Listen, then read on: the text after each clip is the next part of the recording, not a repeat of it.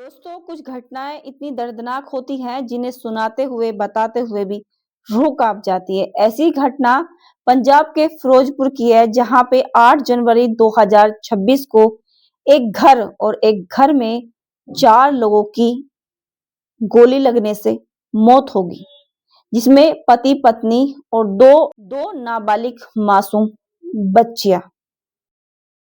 लेकिन सवाल यह है कि आखिर इनकी मौत कैसे हुई?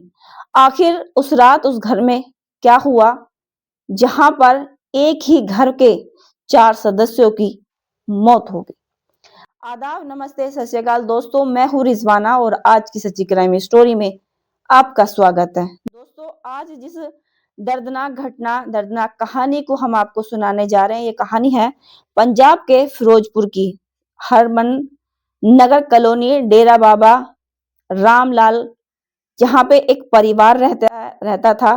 जिनके कॉलोनी में एक परिवार रहता था जिसके मुखिया का नाम था अमनदीप सिंह और उनकी पत्नी जसवीर कौर और उनकी 2 नाबालिग मासूम बेटियां, जिसमें बड़ी बेटी थी मनवीर कौर जिसकी उम्र लगभग 10 वर्ष थी और छोटी बेटी परनीत कौर जिसकी उम्र लगभग 6 वर्ष थी। अमनदीप सिंह सैलून चलाते थे और फाइनेंस से जुड़ा काम भी वो करते थे।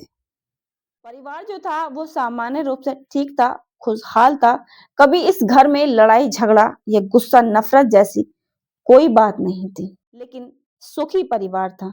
इस घर में पति पत्नी और 2 मासूम छोटी नाबालिग बेटियां।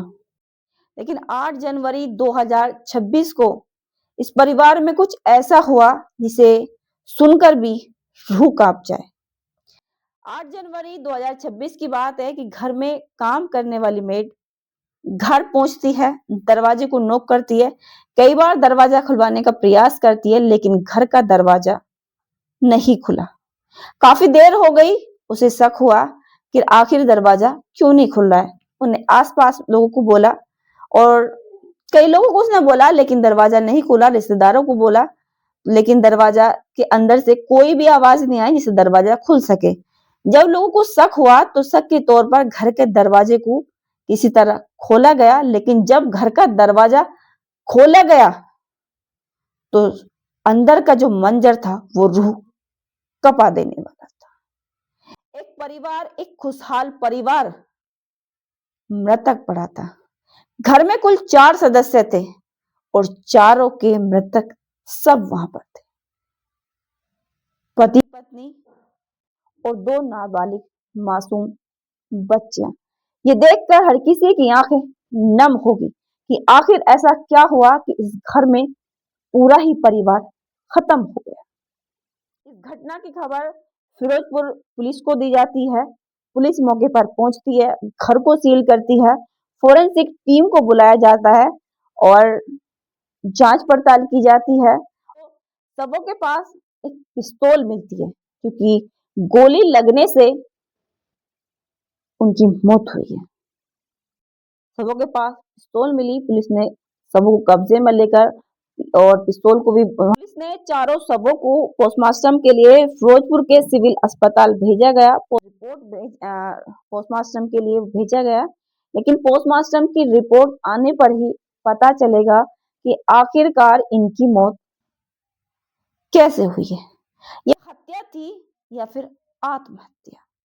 गोली लगने से चारों की मौत हुई है। इन मौतों का जिम्मेदार कौन है? एक हंसता खेलता परिवार खत्म हो गया। आखिर इसके पीछे क्या रहस्य है?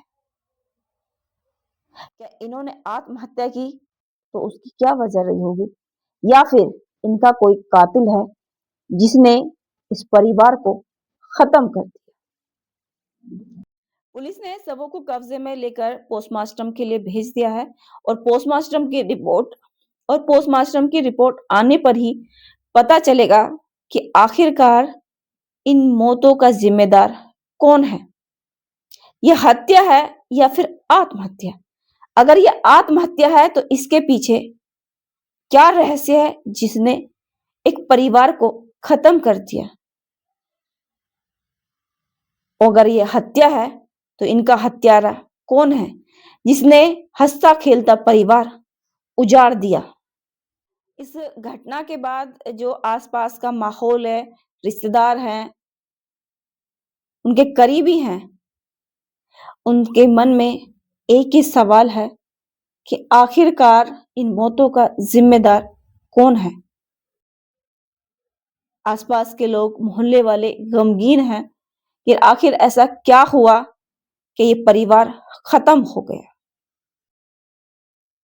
जिन बच्चों को मोहल्ले वाले, आसपास के लोग हंसते खेलते देखते थे, उनकी किलकारियां थी, लेकिन आज वो इस दुनिया में नहीं रहे। हर किसी की आंखें नम हैं। जो मामला है ये जांच के अधीन है। Police mobile phone, call detail, पैसों के लेन देन और पारिवारिक हालात की जांच कर रही है ताकि समझा जा सके कि आखिर घर के अंदर ऐसा क्या हुआ जिसने पूरे परिवार को खत्म कर दिया। 8 जनवरी 2026 की ये घटना है। दोस्तों, ये घटना सिर्फ एक खबर नहीं है बल्कि एक परिवार उजड़ जाने का दर्द है। लेकिन 4 मासूम जिंदगियों का यूं चले जाने का गम दिल तोड़ता है।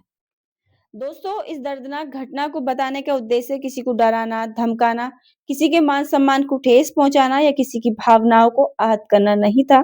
ना ही ऐसा कार्य करने के प्रति किसी को उकसाना था, बल्कि सावधान करना था, सुरक्षित करना था, सेफ करना था कि भविष्य में ऐसा कोई कार्य ना करे जिसकी वजह से किसी का जीवन समाप्त हो या फिर आपका जीवन अंधकार में बीते। सावधान रहे, सुरक्षित रहे, खुद को सेफ रखें।